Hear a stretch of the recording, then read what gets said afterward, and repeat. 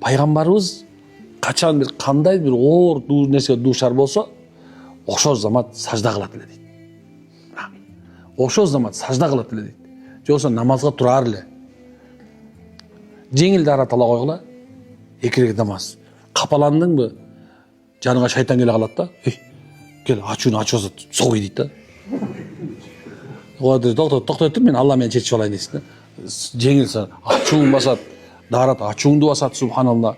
Газабыңды басат. Аллаху акбар деген шайтан этиңде туруп турат. Намаз окуп бүтөм көрөм да. Кайры ичесиң деп турат да. Саждага чыгыл. Эгерде мындай бир жашоо сүйүнүч болсо дагы, ошол замат тур дагы эмне кыл? Я Алла, сага шүкүр. Аллаху акбар, саждага бар. Намазга жыгылыш керек. Эгерде ким жок деген жашооңдо бир 2 же 3 проблемаңды сажда менен чечип көрсөң, анан ошонун бекем аягына чейин чыкканын көргөндө, анан субханалла сажда эчинде чечпей каласыңар. Калабыз, то есть. Бир байке айтат мага. Аябай жүрөм, бул жак кысыла берди, кысыла берди. Анан кийин мен эч ким түшүнбөйт дейт да, эч ким түшүнбөйт. Бир күнү мынтип карап отуруп, анан телевизорду карап отсам, мен намаз жөнүндө намаз билбейт экен. Кысылып эле ошо. Эле деп түшүнтем дейт. Мен түшүнбөйт. Аялым айтсам түшүнбөйт, балам айтсам, акырында мен барып келе соосуң деп больницага жаткызганга байлап алып барып больница жиндиканага жаткызышты дейт.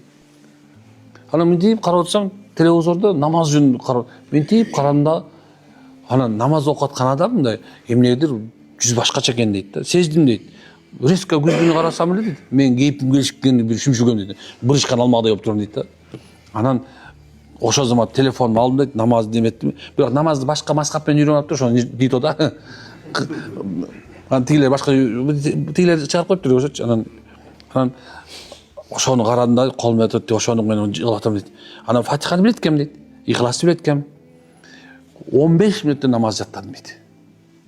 Ат-тахият, салават баары менен.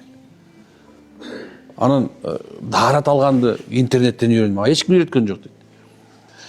Үйрөнүп анан кийин Аллаху акбар деп саждага намазга жыгылганда, анан кийин колумду көтөрүп я Алла дегенде жүрөгүмдө булт этчү дейт да. Анан көзүмөн жаш кетти дейт.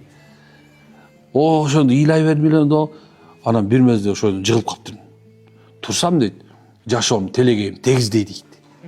Тегиз дейт кадимгидейчи. Көрсө дейт, мен